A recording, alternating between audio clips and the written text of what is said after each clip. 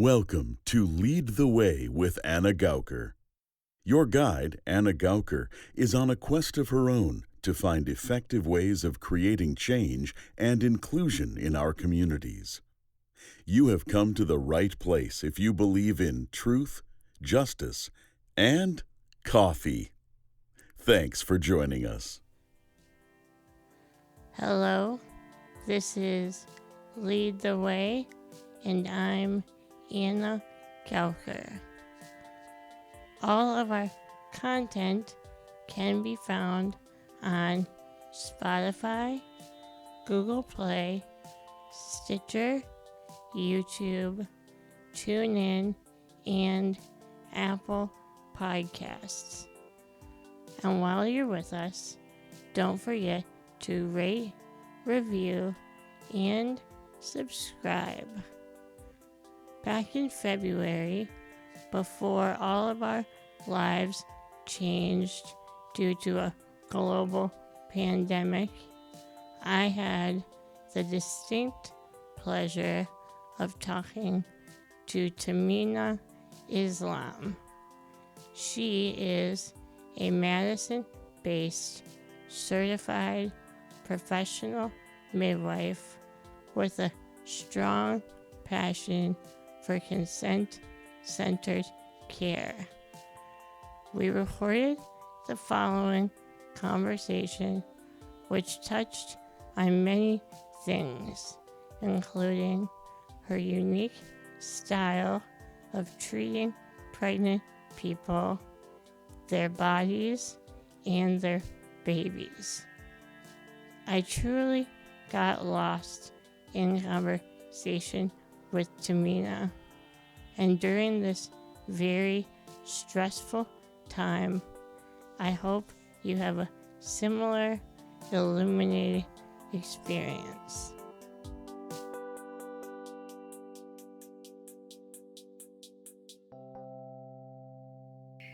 Thank you so much for making time for us today. Thanks for having me. Can you tell me a bit about your journey to becoming a midwife? Sure. So my name is Tehmina. I have been a midwife for 9 years, almost 9 years. I've attended over 300 births, 307 to be exact. And as of last Monday, learned about midwifery when I was a teenager. My childhood best friend was pregnant, and she invited me to come to her birth at the hospital to support her. And of course, I said yes. So I skipped English class to go to this birth. Before I went to that birth, I had been doing human rights work since I was 12. So for 4 years. So I knew a lot about human rights and I knew a lot about women's rights. And she was really mistreated in the hospital by her staff at one of the local hospitals here in Madison. And she wasn't believed when she was talking about the pain that she was experiencing, and she was just really dismissed, I think, as a young voice.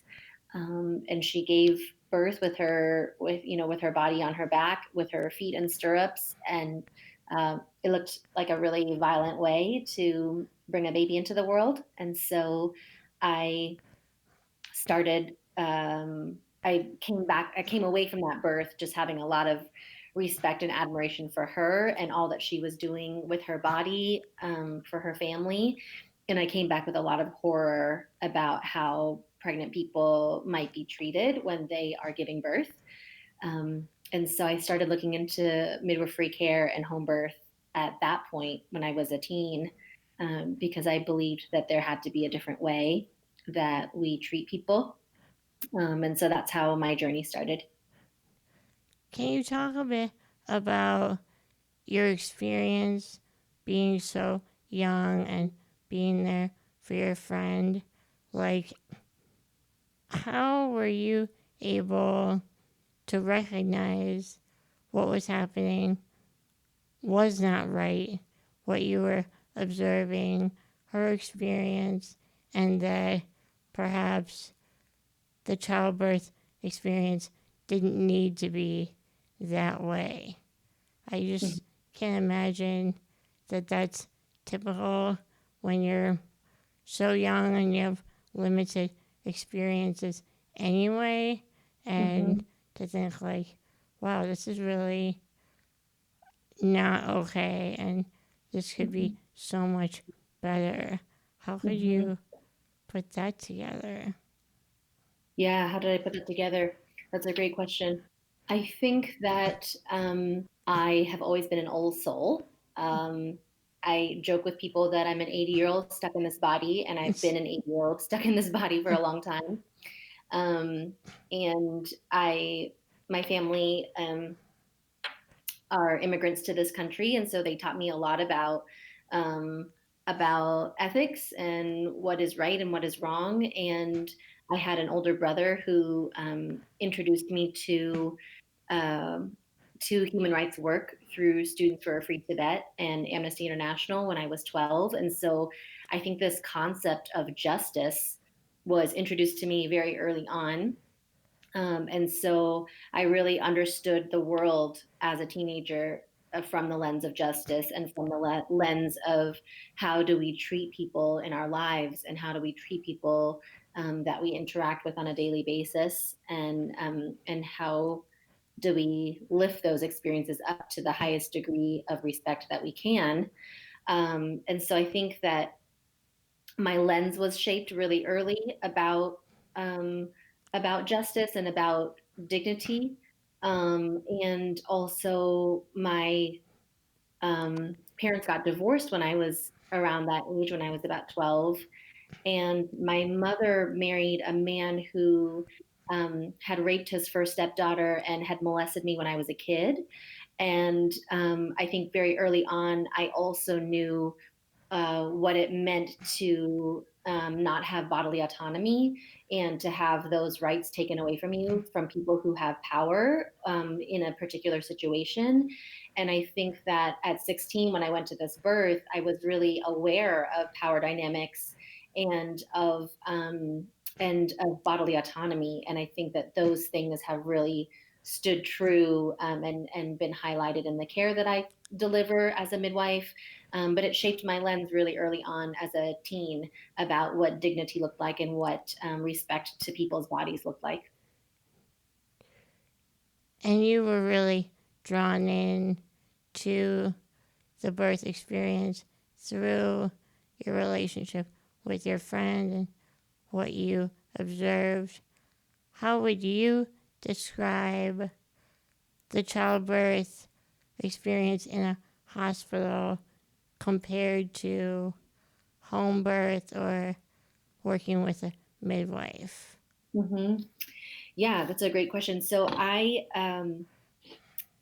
think that there are providers in a hospital setting um, that do their best to take care of people in a dignified way and in a consent centered way. But I don't think all providers in a hospital do that. Partly because they're not given the time, partly because they're not given the training of how to provide consent centered care. And sometimes they're not given support from higher up um, uh, people to provide a slower paced, dignity based level of care. And we also live in a country where the healthcare system is based on a business model, and so providers and hospitals are paid more for the more number of people that they treat and for the more interventions that they provide.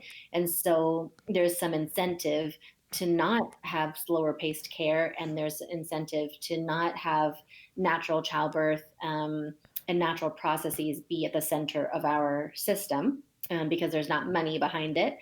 And I think that the difference, so I think that's part of the difference between a hospital based care and home based care, is that as a home birth midwife, I am on call 24 hours a day, and I provide access to my cell phone and to my care at all times to the pregnant clients that I care for and to the laboring and postpartum people that I care for.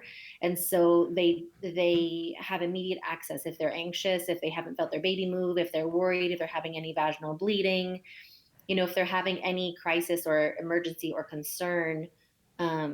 they have direct access to their care provider. And I think that because I have my own practice and because I'm in solo practice, I have the autonomy and the ability to treat people the way that I want to treat people and to uphold dignity at the center of my care.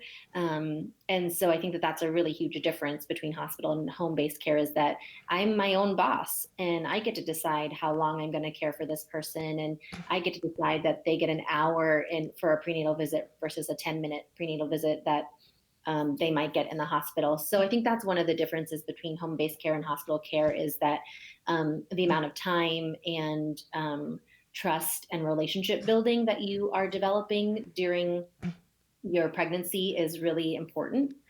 Um, and and I think the difference, to your question about the difference between midwifery care and non-midwifery care, because you can also have a midwife in the hospital.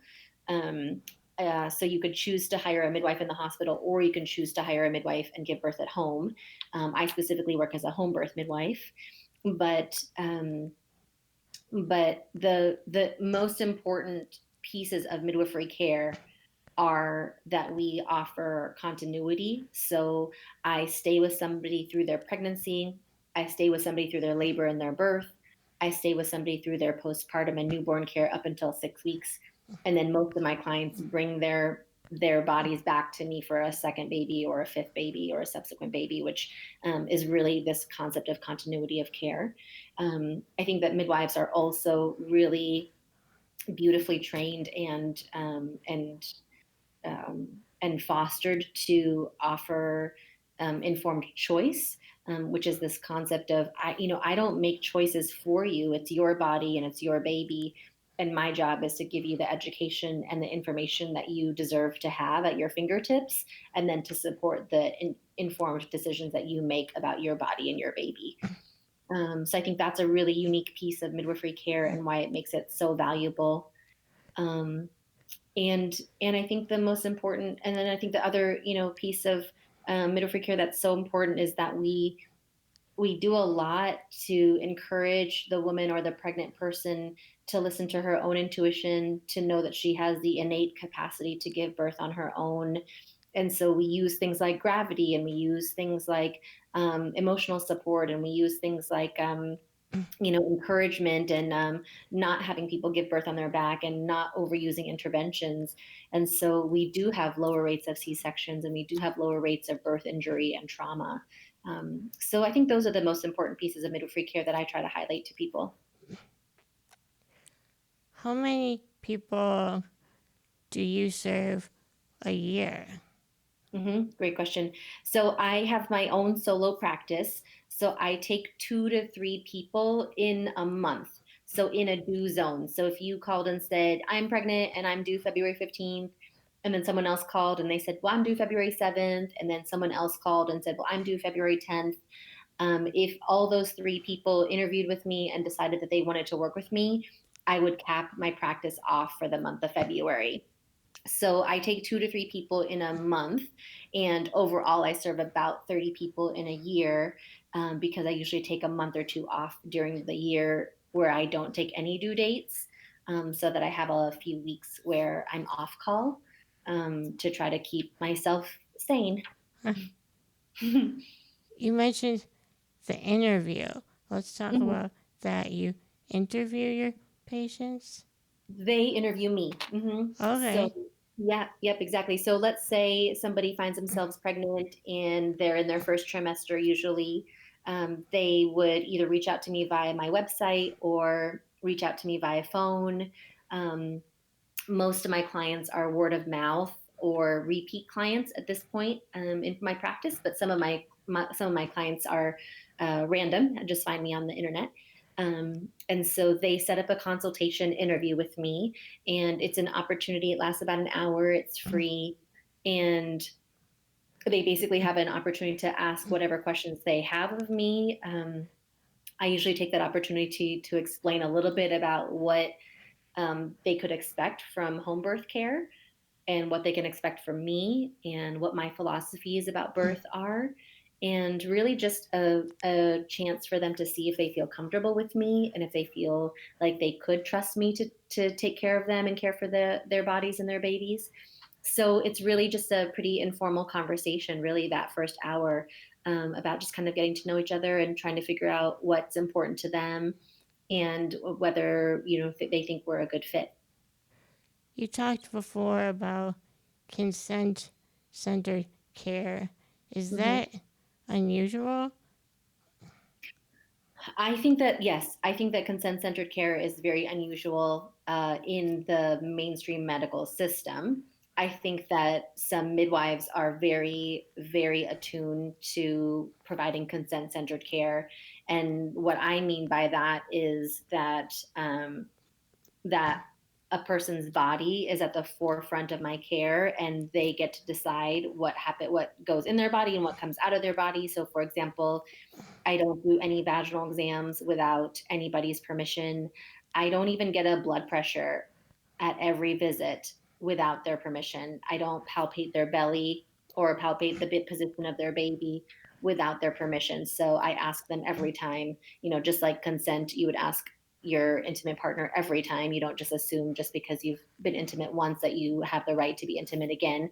It's a similar process of they are trusting me, my clients are trusting me to care for them, and I'm going to respect that trust and that relationship. And I ask them every time before I do anything with any instruments or before I touch them. I ask them if they want to get a weight. They always have the right to decline getting a weight if they don't want to know their weight.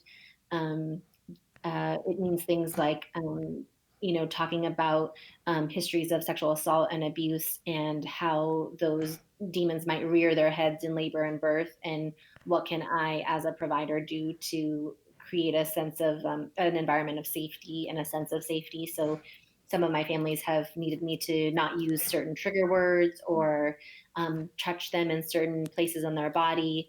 Some of my clients have asked me specifically not to approach them in the dark from behind them, to announce myself before I approach them. I ask before I listen to the baby every time. It's really about making sure that we as healthcare providers know that we are not entitled to anybody's body, and it doesn't matter how many letters I have behind my name. I am never entitled to someone's body. I guess this is just a new term to me. Mm-hmm. Is it super formal? Like, do you have a certificate on your wall that says consent centered care, or like people can Google it and find you? I'm just so curious about it. Yeah, I haven't heard that word before, and I haven't heard that Is it? terminology before. It's not a formal thing. It just made a lot of sense to me when I Okay. described my care, that it is very consent based. You're starting a trend, and I I'm love starting a it. trend, damn it. I That's love right. it. Because I could rant about this a lot, actually. Good. I've had a lot of interaction with the medical field, and there's definitely people who are sensitive and aware of the needs of patients and how to be a conscientious human. And Mhm. then there's a lot of people who are not, and a lot of assumptions made. Um, like you said about your friend who was very young and she was surrounded by quote unquote medical experts who thought that they knew what was best for Mhm. her throughout the process. I can definitely relate to a similar type of experience and my wishes and words being dismissed very Mhm. easily. Um, so I think, yeah, keep pushing that consent Mhm. centered care craze. Thank you. Thank you. I hope it does become a craze. I remember one of my families, I had cared for her and her partner with their first baby. And afterwards, she told somebody, she said, she was telling me the story, and she had told somebody about her birth experience or her pregnancy experience, and she said, Tehmina asked me every time before she touched me. And her friend kind of seemed shocked. And then she came back to me and she said, did you learn that somewhere? Did you get taught that somewhere? And I said, no, I wish I had been taught that. I wish that we were taught that as healthcare providers, holding such a unyielding power in many ways. And I think it's so important to try to dismantle that power dynamic as much as you can. But I wish that that was part of the curriculum of any healthcare practitioner, that you better use your mouth first before you advise anybody or touch anybody. You better use your mouth first to ask for permission. And, I wish that had been something that was formalized. But the midwives that I trained with were wildly respectful to the families that they served, and I feel really lucky for the midwives that have come before me, and lucky for the experiences that I've had that have shaped me into the midwife that I've become, and also really thankful for the families who have been so open and honest about what they needed from my care. Have you thought about teaching? Yeah, that's a good question. I have not thought about teaching specifically like to a classroom, but I do serve on 5 different boards in my community, and so I certainly try to use my voice everywhere I can. And I am just now considering working with a student and training a student to become a midwife. And so I'm working closely with a young woman right now who's 22, and I was 23 when I started training. So and I really want to train more people of color to become midwives. And so this person is a person of color, and so we're filling out the paperwork actually this month to perhaps maybe start working together. So I would probably do some hands-on teaching for 3 years with this person, because it takes about 3 to 4 years to be trained. Okay. Yeah. Well, that's awesome. Yeah, thanks.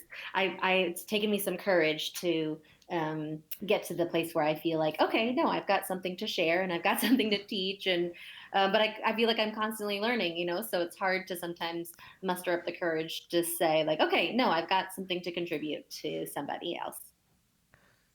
What have you learned through your participation on boards? You said that you're very active in various boards.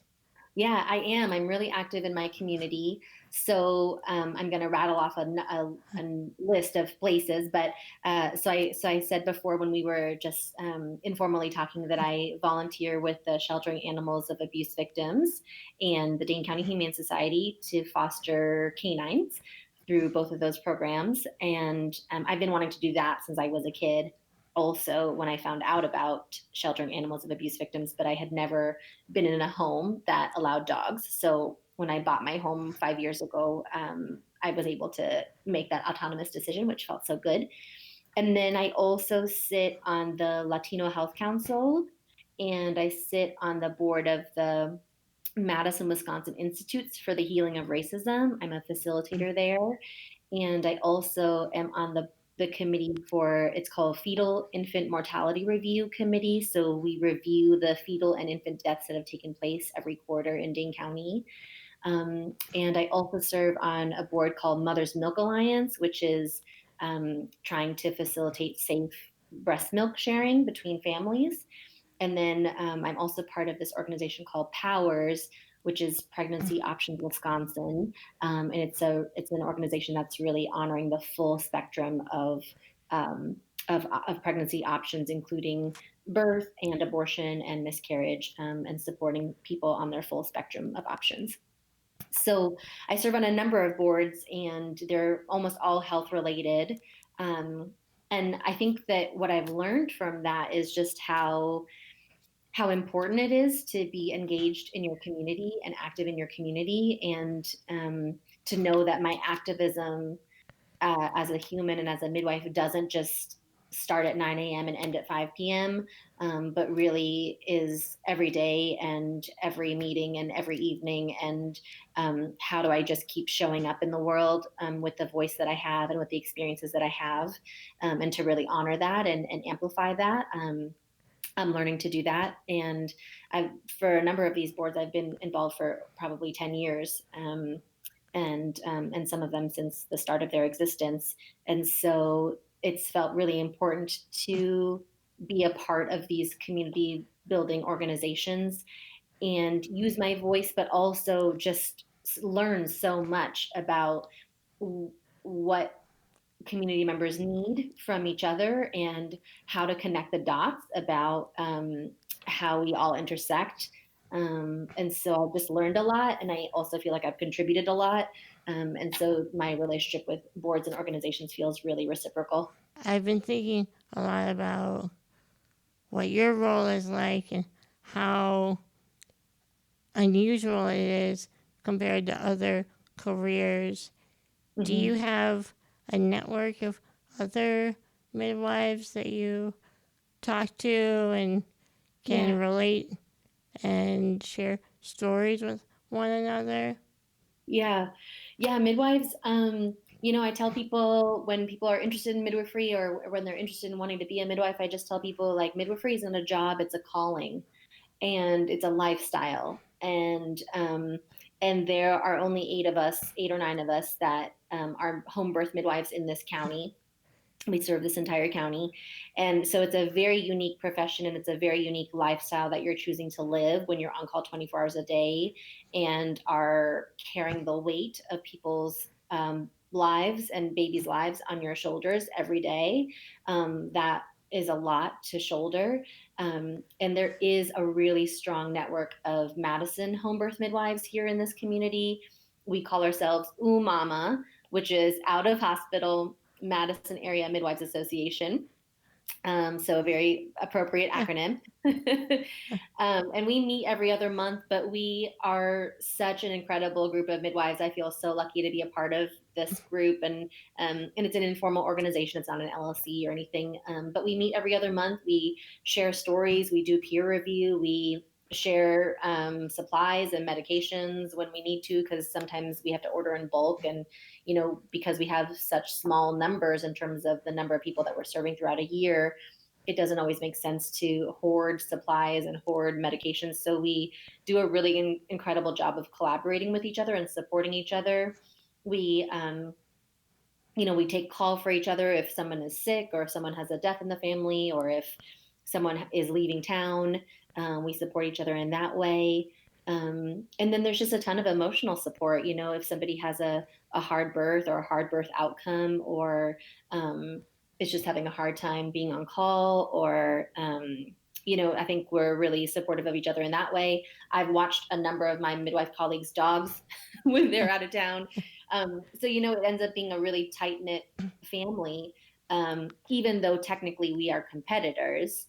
We're vying for the same pregnant people clients, I guess, if you kind of dig a little deeper. But I think this community really recognizes that we are stronger when we collaborate versus when we compete. And that does not exist in all parts of the state, and it does not exist in all parts of the country. I think that I certainly know communities where there are some cliques or there is some conflict, and I feel really thankful that I live in a community where that isn't taking place, and we do really support each other.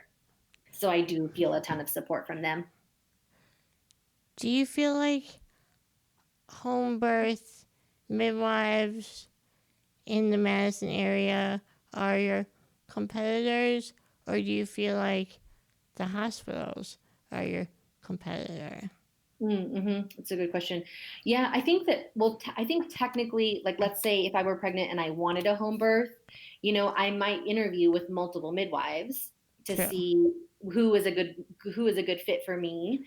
So in that way, I think, I guess technically the midwives are, we're competitors with each other, but I think we all really support a client finding the right midwife for them. because we practice similarly, but we have different styles and we have different personalities and we have different experience levels and we have different identities for ourselves. So I think we really respect and honor that it's the pregnant person's choice about who they want to invite as their midwife and who they want to invite to that process.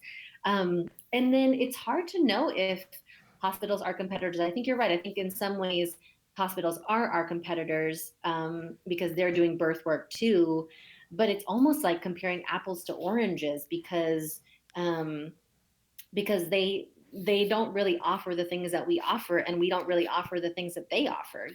I don't carry pain relief medications. I don't carry an entire NICU staff at my fingertips. I don't carry you know like Pitocin to induce a labor. So they certainly have tools and experiences that I don't have. And then they don't have tools and experiences that I have, right? Like they aren't on call 24 hours a day and so aren't immediately available with their clients. Sometimes I'm at a labor and birth for 40 hours and it's just me and another midwife and this family. And so in terms of the patience and the time and the love it takes to uphold pregnant people and their births, I think that that's a really different relationship that home birth midwives make with their families and with their clients. And so I think that there's some things that aren't even worth comparing because they're incomparable. Um, and they both kind of have their appropriate fit. There's a time to be at home and be having a low risk healthy birth, and then there's a time to be at the hospital. And it's partly my job to tell people when somebody's moving into a higher risk category and needs to be in a hospital. That's my job also. And so I'm really grateful for the hospitals when we need them. And so I think that you're right. I think in some ways, in terms of dollars, they are technically our competitors. But it feels like such a different type of care and level of care. Sometimes I don't even see um, them as competitors because most people who come to me have already made the decision to plan a home birth. It's a whole different model. And It is. you're saying clients, not patients, I right? do. Yeah, I'm right. Exactly. okay, I'm catching on. So Yeah. let's So say yeah, go what? ahead. Oh, I just was going to say, yeah. So the lingo that I use words like clients or families versus patient. Um, and, and then I use words like attend a birth or assist at a birth but I don't ever take credit for delivering a baby. Good point. Yeah. I'm like, if my vagina stretched to give birth to that baby, then I did not deliver that baby. And then I also use words like, attend. And then there was something else that came to my mind, but I can't remember. Anyway, go ahead, Anna. I interrupted you. Let's say a client or a potential client is interviewing you for their pregnancy and birth experience, and Mm-hmm. you say you have and don't offer pain medications. Have you Mm-hmm. had people look at you like, what? And then how do you address that effectively? That Yeah. Yeah. concern. Yeah. That's a great question. So most of the people that interview home birth midwives have done a ton of research about home birth options and do know usually that I don't carry any pain medication. So we get to work with a pretty informed part of the population about birth because they've already done so much research about their birth options before they even land at my door. So I don't usually catch too many people off by surprise, um, but there have been a couple of people, especially first-time parents, um, who have obviously other lingo. The other language that I try to use is trying to talk about pregnant people or birthing people instead of pregnant woman or mother, just to really be inclusive of transgender folks who might be carrying a baby but might not identify as mother or might not identify as a woman. And also to honor surrogate families. There might be a birth a birthing person who's carrying the baby, but isn't actually the parent, but is a surrogate. So I try to use language like that as much as I can. So true. You think Mhm. of everything. I try. I've learned a lot. I've learned a lot over the years. Thank God for this community. So yeah, so I haven't gotten a lot of people who are surprised by the lack of pain relief, but I do sometimes I have had some first time families or some first time clients ask me, well, what if I need pain relief, or what if I can't do it, without pain relieving drugs. And so we talk a lot about preparation for that, and taking a childbirth education class and doing some mindfulness and meditation. Some of my families do different types of classes to prepare for a natural childbirth. And then I haven't had a really high transfer rate for people needing pain relief. They usually are pretty prepared and pretty able, really able and capable of navigating childbirth without pain medication relief. But for the small number of people where it's been a really long labor and there is a stalling in dilation or in progress, then I think pain relief is really a very compassionate decision to make. And so then we transfer to get some pain relief. But I think it's maybe happened 5 to 10 times. It doesn't, out of 307 births, it hasn't happened a ton. But I really try to reassure my families that if they're in labor and they tell me, Tehmina, I want to go to the hospital, I want an epidural, and I'm not able to talk them off the ledge of that, then I will go with them to the hospital and get them some pain relief, right? That's also part of consent centered care, is that you get to change your mind. You get to change your mind, and I will see you through, and I will get you to the place where you want to be. And so I really try not to judge pregnant people and women about what they need to get through this process. Ideally it's at home if that's what the decision was, and ideally it's natural. But birth is wild, and it is humbling, and it is so mysterious and amazing and awe-inspiring, that I just tell people, like, I'm just along for the ride, and my job is to care for you and to keep you safe as best as I can, and to make sure that you stay at the center of your care in all of your choices.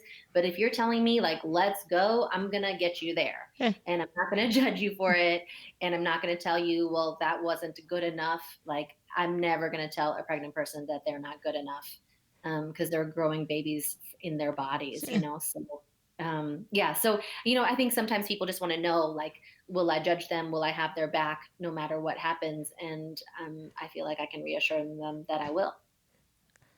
Do you still provide care after the birth if you've gone to the hospital, or do they go to the hospital for that part? Yeah, exactly. So let's say a family has a transfer for some reason. Most transfers are non-emergency transfers. So they drive in their private vehicle, and then I drive in my private vehicle. I call the midwife at the hospital and tell them, hey, we're coming in for this reason. We're coming in for this X, Y, and Z reason. And they're really warm and receptive to us. Both Meritor and St. Mary's have hospital-based midwives who accept transfers from home birth, which is so incredible. And so I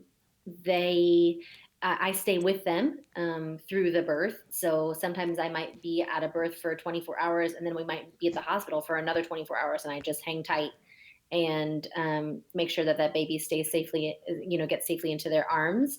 And then I stay for a few hours after they have given birth, try to initiate breastfeeding, and then assist them and help them. And then I usually leave the hospital. Some of my families will push for early discharge and discharge back into my care. And then some of my families will stay a night or two. Insurance often covers 2 nights if it's a vaginal birth, and 3 or 4 nights if it's a C-section. And so once they discharge out of the hospital, then they come back into my care. That's exactly right. So they come back into my care for 6 weeks postpartum. And so I take care of their newborn, and I take care of them, their whole family. But if there was something like that was high risk, like let's say, for example, a few months ago, I had a client when I went to go do a postpartum visit at 2 weeks. So I usually go back to my client's home if they gave birth at home at day 1, day 3, week 1 or 2, or 6 weeks, and excuse me, and 6 weeks. So that's the level of postpartum care I provide. But I went to a client's home at 2 weeks, and her blood pressure was severely elevated. And so I sent her to the ER. She got some treatment. She received treatment, and she received some medications to lower her blood pressure. And then she was sent home. So I continued to do some postpartum care that was still within my scope of practice, but I also collaborated really closely with her physician about her blood pressure medication, because that's not in my training and that's not in my scope. So almost all my families have returned back to my care postpartum, even if they have to transfer. But if there's any high risk condition that's going on, we work really closely with their doc. How do you take care of yourself? Yeah, good question. I really try hard to do a lot of self care. I think that I really come back down to Audre Lorde's comment about, she made this comment. She said, self care is self preservation, and that's not self indulgence. It's an act of political warfare. And so I really find a lot of like truth and value to that. Of like, it is imperative for me to come first in my life and for me to take care of myself. And so I don't have. I'm not a martyr midwife. I don't. Say yes to everything, and I hold some boundaries tight about my about my time. Everybody wants me to go to their kiddo's first birthday, and I just have my own personal policy of like, absolutely not. I love my families that I serve, and I care about them so deeply, but I'm not gonna sacrifice every weekend to go to everybody's birthday parties and baby showers. So I have my own boundaries about what I can and can't do, and what I'm willing to give with my time. So I try to draw boundaries really clearly about that. And try to have some boundaries too about, when folks should email versus text versus call.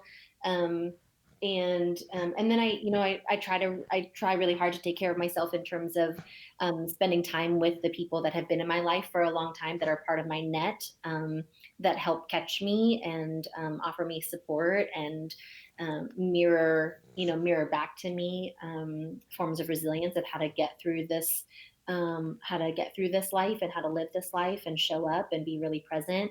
I try to eat really well and take really good care of myself in terms of what I feed this body. And I get regular body work. So I have a massage therapist that I've seen for probably now 15 years. And I see a really incredible chiropractor who I've also probably seen now for about maybe 7 years. And so I get regular body work when I can afford it. And I try to, nourish myself with food, and I am not shy about taking a bath when I need to, and listening to music and dancing my heart out, and reading non-midwifery books, and just getting lost in those beautiful stories that we call books. So I do a pretty good job of taking care of myself, and trying to fill my own cup so that there's an ever-flowing, nourishment that I can provide my clients. What is your dancing your heart out music of choice? That's a good question. I really have a very pretty hilarious eclectic mix of deep loves of music. I really love 90s R&B. And I was born and raised in Texas, so I also sometimes have like a deep love of country music. It's so ridiculous. Like, the more they sing about tractors, the more I love it. I don't know why. So I love some country music. I really love 90s R&B. I have been listening to a little bit of just like more soulful music. There are some country artists and female country artists that have some really beautiful voices that I love to listen to. Casey Musgraves is one of them. And I really like her voice a lot. She just has a really deep, powerful, like soulful voice. So sometimes I just like play a little bit of music as I'm cooking dinner or right before bed. I just try to like dance and move this body, and yeah, just really try to keep moving and try to keep active, and really honor what my body needs. I don't have any guilt.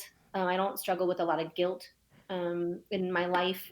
And so I don't feel guilty when I take a bath. I don't feel guilty if I take a nap. I don't feel guilty if I sleep in. I don't feel guilty saying, no, I'm not going to come to that cookout because I actually really want to just like curl up in my couch and read. It's just, I think we do ourselves a disservice when we feel guilty about taking care of ourselves. So I don't feel a lot of guilt about that. Is there a rewarding part of your role as a midwife that you didn't expect? That is a good question. Yes, I think I knew it would be an honor, and I knew it would be humbling, and I knew it would be just life changing. I think all those things I knew, but I I remembered reading this quote from a senior midwife, and she was wrote this in a magazine, and she wrote giving advice to newer midwives, and she said, your clients will ask you what they can do to repay you for such individualized high quality care, and they have already repaid you by calling you midwife and letting you bear that title in your community. And I think that I did not expect to feel the feeling of what it feels like when someone says, this is my midwife. And I run into them in the grocery store, I run into them in the street, or I run into them at a restaurant, and they introduce me and they say, this is our midwife. I was not expecting the immense feeling of gratitude and humility and like pride I feel when somebody says that and calls me that and allows me to bear that title. And I just come back to that quote of that senior midwife, and I just feel like, wow, that is what it is. Like, that is why I do it, is because it's like somebody knighted me. It's like just such an honor. And I didn't know it would feel like that. Well, Tehmina, I could talk to you all day. Me too, Thank Anna. you so much. Thank you for interviewing me and taking time. And I'm willing to talk to anybody about everything, and just really appreciate the opportunity to amplify my voice and to amplify the voices of people who deserve to be treated with dignity and respect when they are doing something so miraculous as growing a baby. So thank you for just making space for this.